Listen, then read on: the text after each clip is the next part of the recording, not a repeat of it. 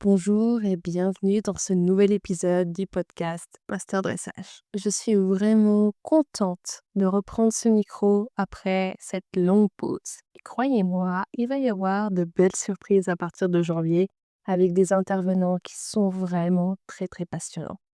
Ça va se faire progressivement, mais là, on va déjà reprendre doucement. La fin de l'année approche et j'avais vraiment à cœur de vous retrouver pour aborder un sujet qui est un peu comme tous les sujets qu'on aborde ici, à court temps. Mais voilà, aujourd'hui, je voudrais vous parler de ce sujet qui revient sans cesse, non seulement dans l'équitation, mais vraiment dans tous les sports, tous les domaines d'apprentissage, la progression. Et vous savez quoi? Même moi, en tant que cavalière professionnelle et enseignante, qui accompagne des élèves tous les jours, j'ai parfois besoin de me rappeler ce que je vais vous partager aujourd'hui. Parce que on vit à une époque difficile avec les réseaux sociaux. Et ça, j'y reviendrai plus tard. Mais c'est une époque où il est facile de douter, de se comparer et de se décourager. Cet épisode est là pour vous, mais aussi pour moi, pour nous remettre en fait les idées en place, pour mettre un peu de baume au cœur, que vous soyez élève, cavalier amateur, professionnel, ou même si vous êtes simplement dans une phase de stagnation en ce moment.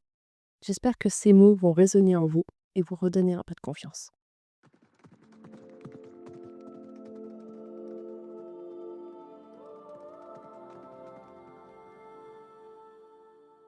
Ce qu'il faut comprendre avant tout, c'est que la progression est extrêmement variable. Elle varie d'une personne à l'autre, bien sûr, mais aussi chez une même et seule personne. Au fil du temps, nous ne sommes jamais exactement pareils. Elle varie aussi d'un instant à l'autre, d'un cheval à l'autre, d'un couple cavalier-cheval à l'autre. La progression n'est jamais une ligne droite qui monte régulièrement. C'est plutôt une courbe en dents de scie, avec des moments où tout semble très très facile, ou d'autres, on a plutôt l'impression de régresser. Avec mes élèves, particulièrement ceux qui commencent à travailler avec moi, il y a souvent une phase qui est assez difficile à traverser. On revoit toutes les bases, il y a un travail de fond à faire, parfois même qui est très très fastidieux. On arrive rapidement sur des difficultés qui sont techniques, comme par exemple le contact, la position, qu'on doit recorriger en profondeur. Et parfois, ce sont les chevaux eux-mêmes qui ont des limites physiques, des raideurs, des asymétries, qu'il faut patiemment corriger. Tout ce travail préparatoire peut être très très frustrant parce qu'on ne voit pas immédiatement les résultats et on s'attend à quelque chose de spectaculaire. Et c'est là que réside toute la complexité. La progression peut décoller très vite après des semaines de stagnation apparente, puis redescendre tout aussi rapidement quand on aborde une nouvelle difficulté. C'est comme si on montait des marches d'escalier. On grimpe, on atteint un palier, on stagne un moment, puis on grimpe à nouveau. Chaque palier nous permet en fait d'intégrer, d'apprendre avant de passer à l'étape suivante. C'est essentiel. Mais parlons maintenant d'un sujet qui est un peu plus délicat mais essentiel, la comparaison. On vit à une époque où les réseaux sociaux nous bombardent d'images de cavaliers qui semblent progresser à une vitesse fulgurante, qui publient leurs succès, leurs médailles, leur parcours parfait. Et c'est tellement facile de se dire, mais pourquoi pas moi? Pourquoi j'y arrive pas? Pourquoi je suis pas à ce niveau-là? Peut-être que je suis en retard. Et voilà, le problème, c'est que ces images ne montrent qu'une infime partie de la réalité. On ne voit pas les heures d'entraînement, les échecs, peut-être les chutes, des moments de doute. On voit qu'un instant figé de leur réussite. Se comparer aux autres devient alors non seulement totalement inutile, mais carrément toxique pour notre propre progression. La comparaison n'est bénéfique que si elle nous inspire, si elle nous montre ce qui est possible et nous motive à continuer. Mais dès qu'elle devient dégradante, dès qu'elle nous fait sentir nuls ou incompétents, elle devient notre pire ennemi. Pourquoi? Tout simplement parce que nous ne connaissons jamais vraiment le contexte complet de l'autre. Et il y a aussi une petite gestion émotionnelle. Mais ça, on pourrait toujours en faire un podcast plus tard sur les émotions. Mais justement, parlons de ce fameux contexte. Il est absolument fondamental de comprendre que chaque situation est unique, entre deux cavaliers, les conditions de départ d'entraînement ne sont jamais identiques. Prenons l'exemple de la propriétaire du cheval. Certains cavaliers sont propriétaires et peuvent décider librement de leur programme d'entraînement, de l'alimentation de leur cheval, des soins, d'autres montent des chevaux de club et tous les avantages que ça apporte, bien sûr. Certes, avec la diversité de montures, mais aussi avec des contrats liés au partage et aux horaires imposés, par exemple. D'autres encore sont des demi-pensionnaires, avec un équilibre à trouver entre leurs attentes et celles du propriétaire. L'état physique initial, aussi bien des cavaliers que du cheval, joue un rôle qui est considérable. Un jeune cheval athlétique n'aura pas les mêmes capacités qu'un cheval un peu plus âgé avec un peu d'arthrose, par exemple. Un cavalier de 20 ans sans problème de santé n'aura pas les mêmes facilités qu'un cavalier de 50 ans qui revient à l'équitation après 20 ans d'arrêt, par exemple. Là, on est dans les extrêmes, et c'est pour vous remettre un peu de contexte. Entrons maintenant dans le concret. Il y a des facteurs très pragmatiques qui influencent directement notre progression. Et il est important d'en avoir conscience pour ne pas se flageller inutilement. Et ça, c'est le professionnel du flagellement qui vous en parle. Ce facteur temps et disponibilité.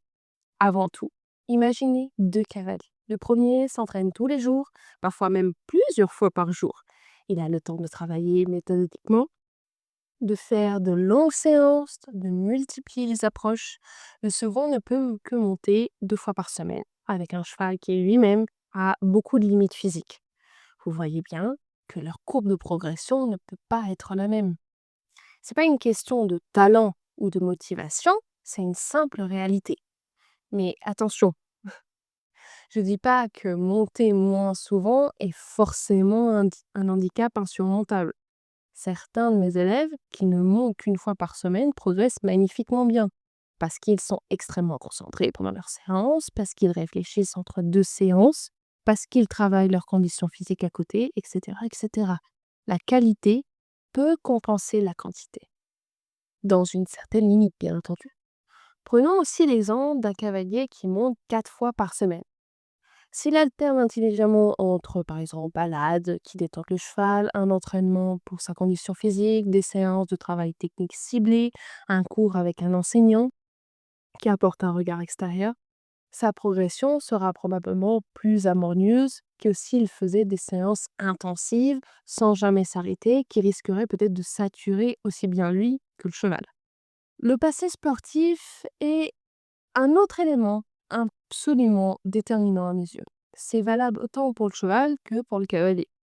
Un cavalier qui découvre l'équitation sans avoir jamais fait de sport avant va devoir construire simultanément sa coordination, son gainage, sa proprioception, sa compréhension des mouvements, etc. C'est comme s'il devait apprendre une langue étrangère sans connaître les bases de la grammaire. À l'inverse, quelqu'un qui a fait par exemple de la danse, de la gymnastique ou peut-être des arts martiaux toute sa vie, hein, aura un bagage corporel qui va vraiment faciliter énormément l'apprentissage des aides, par exemple, et de la position, même des réflexes. Pour le cheval, c'est pareil. Un cheval qui a été éduqué jeune, qui a eu une préparation physique et mentale faite progressivement et intelligemment, qui n'a pas eu de traumatisme dans son passé, sera beaucoup plus difficile à travailler qu'un cheval qui a été mal monté, qui a développé des défenses et des douleurs chroniques, ou même juste mal musclé. L'âge compte également. Et je veux vraiment être très claire là-dessus, ce n'est pas un jugement négatif, c'est juste une réalité physiologique. Un corps de 20 ans récupère plus vite qu'un corps de 60 ans. La souplesse articulaire diminue naturellement avec l'âge. Ça n'est absolument pas dire qu'on ne peut pas progresser magnifiquement à cet âge-là. Ça veut juste dire qu'il faut adapter les méthodes et accepter que certaines choses prendront peut-être un peu plus de temps. Je vais vous partager quelque chose de très personnel qui illustre parfaitement ce dont on parle. Avant ma grossesse, j'étais à un niveau professionnel en compétition et j'avais vraiment, et ça j'en étais vraiment très fière, une position solide avec un bon équilibre, une bonne efficacité des aides et j'étais très confiante de mes capacités. Ça, rien à dire, et même parfois j'ai quelques regrets en regardant les vidéos d'avant. Mais aujourd'hui, après mon accouchement, tout a changé. Mon centre de gravité s'est modifié, ma ceinture abdominale s'est considérablement affaiblie, mes muscles profonds ont été distendus. Concrètement, si je n'avais pas une selle qui me gaine vraiment bien, qui me tient, je m'envolerais littéralement au trot. Moi qui enseigne la position à mes élèves, je me retrouve à devoir tout reconstruire. Est-ce que ça fait de moi une mauvaise cavalière? Absolument pas. Mon corps a vécu un bouleversement physiologique qui est majeur. Il a besoin de temps pour se réadapter, se remuscler, retrouver ses repères. Et je dois accepter ce temps, même si c'est frustrant, même si j'aimerais tellement retrouver rapidement mes capacités d'avant. Et aussi mon cardio, parce que je ne respire plus. En ce moment, par exemple, je ne peux pas monter à cheval aussi souvent que je le voudrais, tout simplement parce que je n'ai pas le temps ni la possibilité de le faire. Alors, je me suis fixé un objectif, reprendre le sport. Même si c'est pas vraiment mon objectif, comme je voudrais reprendre l'équitation, pour conserver et retrouver une certaine forme physique, je me colle là-dessus parce que ça me prend moins de temps que de voir aller monter. Parce que oui, notre condition physique, généralement, influence énormément notre progression à cheval. Mais vous savez quoi? Ce que je viens de décrire ne concerne pas seulement les mamans qui ont vécu une grossesse. C'est une réalité que vivent tous les cavaliers à différents moments de leur parcours. Celui qui change de coach et qui doit soudainement déconstruire des automatismes qui sont installés depuis des années pour en reconstruire des nouveaux. Ça peut être très, très déstabilisant. Et il y en a souvent qui ont une phase de régression qui est vraiment apparente avant que les progrès ne deviennent visibles. Celui qui commence à travailler par exemple avec un nouveau cheval, avec une sensibilité qui est complètement différente, un niveau de dressage différent, des réactions différentes. Tous les repères changent. Il faut un temps d'adaptation mutuelle.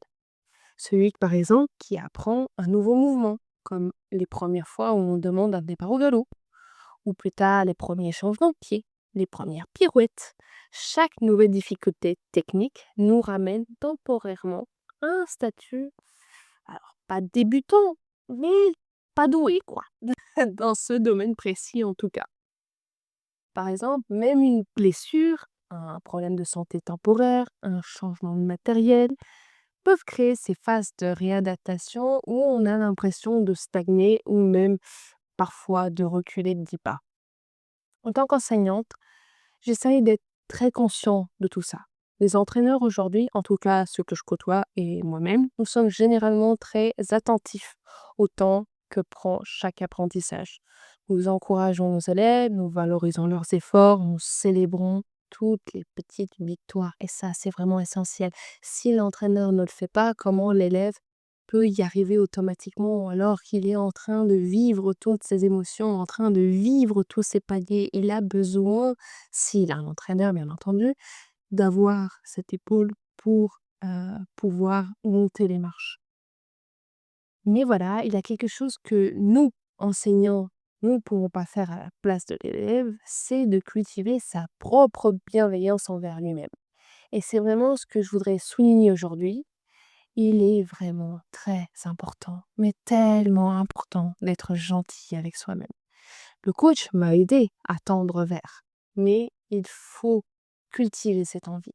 L'élève doit comprendre et accepter profondément que le temps qu'il prend pour progresser, c'est son temps à lui. Ce temps n'est ni trop long, ni trop court. Il est ce qu'il est. Il est parfait ainsi.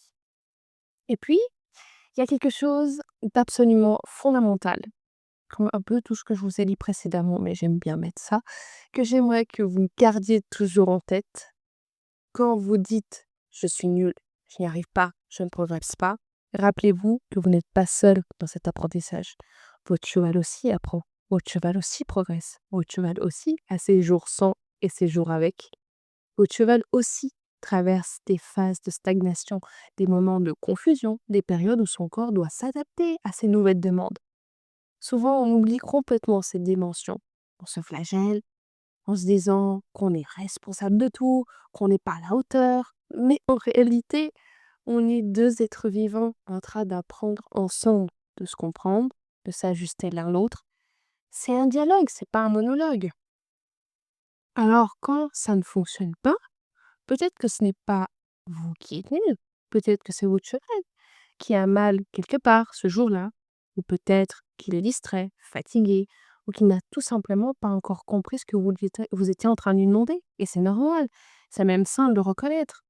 Oui, ce n'est pas toujours la faute du cheval, et souvent c'est souvent la faute du cavalier, mais dans la progression, toujours tenir à l'esprit que vous êtes deux.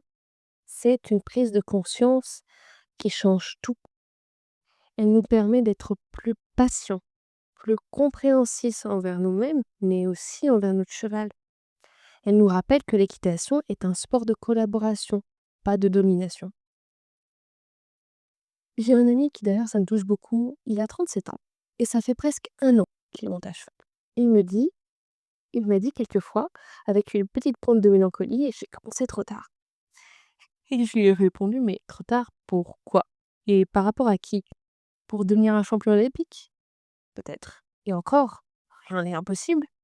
Mais pour éprouver le bonheur de monter à cheval, pour progresser, pour atteindre un excellent niveau amateur, pour vivre cette passion pleinement, absolument pas. L'histoire de l'équitation regorge d'exemples de cavaliers qui ont commencé ou recommencé tardivement et qui ont brillé. Je pense notamment à ce cavalier de plus de 70 ans qui a concouru à haut niveau. L'âge n'est qu'un chiffre, la passion ne connaît pas la limite d'âge. Et puis, il y a ces merveilleuses réalités scientifiques. Notre cerveau est plastique. Cela signifie qu'il continue de se modifier, de créer de nouvelles connexions neuronales tout au long de sa vie. Oui, c'est peut-être plus facile quand on est enfant, parce qu'on est naturellement plus malléable, physiquement et mentalement. Les enfants n'ont pas encore développé toutes ces barrières mentales qui nous limitent à l'âge adulte. Mais cette difficulté que nous rencontrons avec l'âge n'est pas une fatalité biologique incontournable.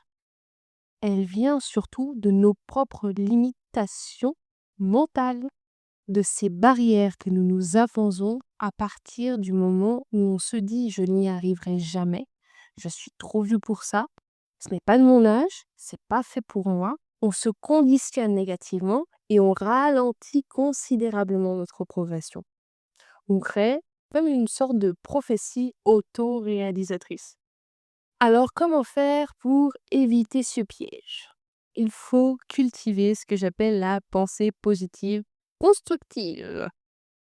Attention, je ne parle pas de positivité toxique ou se forcer à tout voir en rose en niant les difficultés réelles.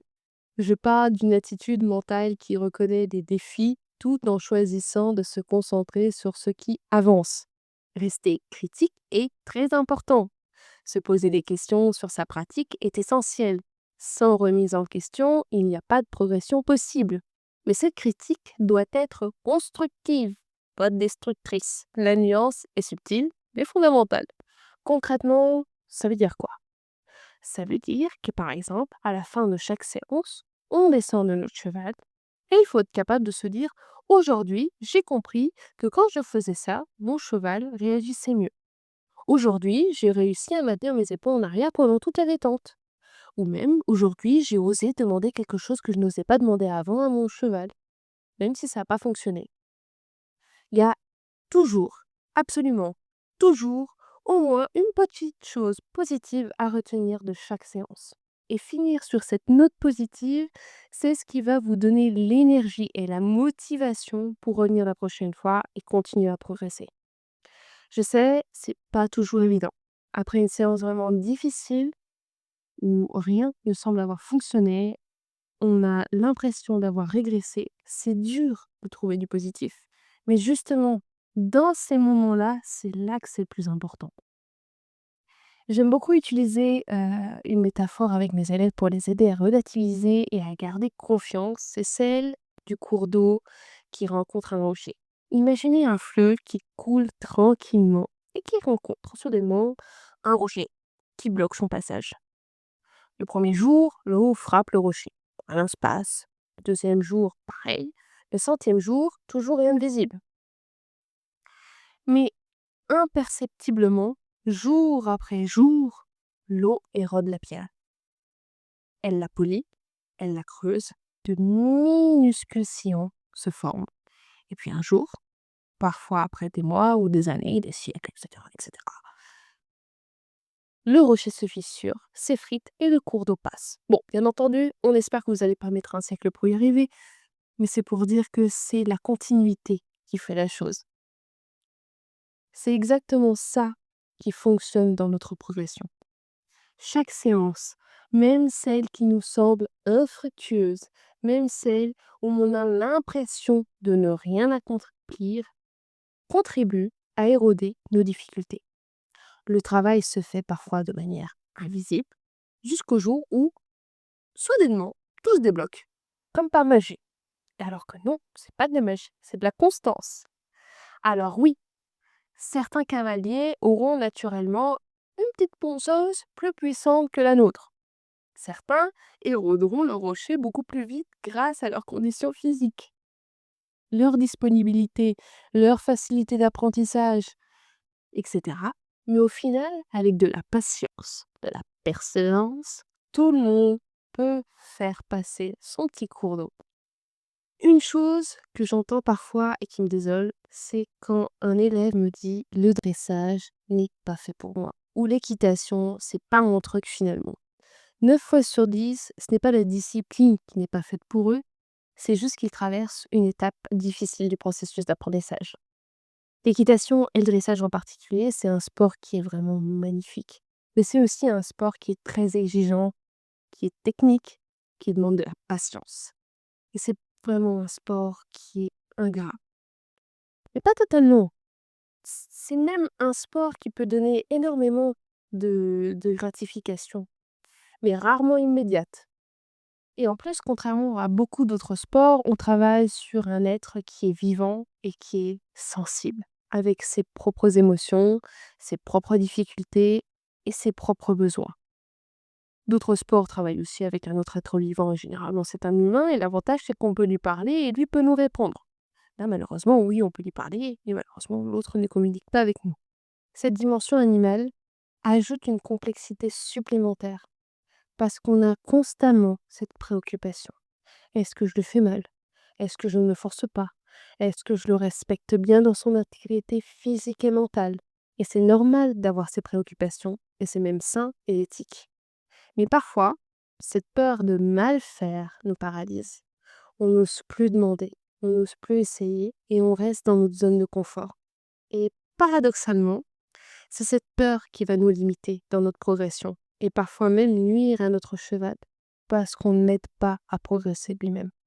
Alors il faut oser, il faut accepter qu'on va faire des erreurs. C'est malheureusement inévitable, c'est même indispensable. Sans erreur, il n'y a pas d'apprentissage possible. Le problème, c'est que notre système éducatif nous a formatés très tôt à avoir peur de l'erreur. À l'école, quand on faisait des fautes d'orthographe, on devait rester en classe pendant la récréation pour corriger nos fautes. On se faisait gronder, on était pointé du doigt. L'erreur était associée à la punition, à la honte et à l'échec. Mais cette vision de l'erreur est complètement contre-productive. Dans notre processus d'apprentissage, on a besoin de ces erreurs. L'erreur n'est pas un échec, c'est une information précieuse. Elle nous dit, cette approche ne fonctionne pas, essayez-en une autre. C'est aussi simple que ça. Dans l'enseignement, j'essaie de valoriser systématiquement la tentative, même quand elle n'aboutit pas. On n'a pas toujours besoin d'un résultat parfait ou immédiat, parce que c'est la tentative qui fait progresser, pas le résultat en lui-même, même s'il est important, mais quand même. J'ai une élève qui me fait énormément rire. Après une transition particulièrement ratée, et je lui dis: «C'est très bien, t'as réussi!» Elle me regarde avec des yeux ronds, elle me répond: «Mais j'ai pas réussi, la transition était dégueulasse!» Alors je lui réponds: «Mais je m'en fiche complètement que la transition soit parfaite. Oui ou non, ce que j'ai vu, c'est que tu as essayé quelque chose, tu as pris une initiative et tu as tenté une approche et c'est peut-être pas exactement la bonne chose à faire, mais tu as fait preuve d'autonomie, de réflexion et de courage et ça, c'est magnifique.» Ce qui me rend encore plus heureuse, c'est quand je dis à un élève: «C'est très bien, t'as réussi, comment t'as fait?» et qu'il me dit: «Ah, par exemple, j'ai essayé de faire ça.» Et là, comment ne pas être aux anges? C'est pas parce que Ce n'est pas moi qui lui dictais quoi faire, c'est parce qu'il a observé la situation, il l'a analysée et il a essayé de trouver sa propre solution. Parfois ça fonctionne et parfois ça fonctionne pas. Mais c'est comme ça qu'on devient un vrai cavalier et même un vrai dresseur. Autonome et réfléchi, pas juste un exécutant qui applique mécaniquement les consignes. Voilà ce que je voulais vous partager aujourd'hui sur ce vaste sujet de la progression. On pourrait encore parler pendant un petit moment. J'espère sincèrement que ces réflexions vous aideront à traverser des phases qui sont difficiles avec plus de sérénité, à être plus indulgent envers vous-même, mais aussi avec votre cheval, à célébrer chaque petite avancée. Et rappelez-vous que la progression est un chemin unique et personnel, et elle ne ressemble à aucune autre. Pour ceux qui ne me connaissent pas encore, je suis coach et cavalière de dressage professionnel. De dressage, je donne des cours à distance, ce qui me permet d'accompagner des cavaliers un peu partout dans le monde, peu importe où vous vous trouvez. Et parce que je sais combien il est difficile de trouver un bon accompagnement, j'ai décidé de vous offrir une première séance de coaching gratuite à distance. Vous aurez le lien en bio si vous êtes sur une plateforme d'écoute, si vous êtes sur YouTube en description, et sinon, vous allez directement sur mon compte Instagram, il sera en bio.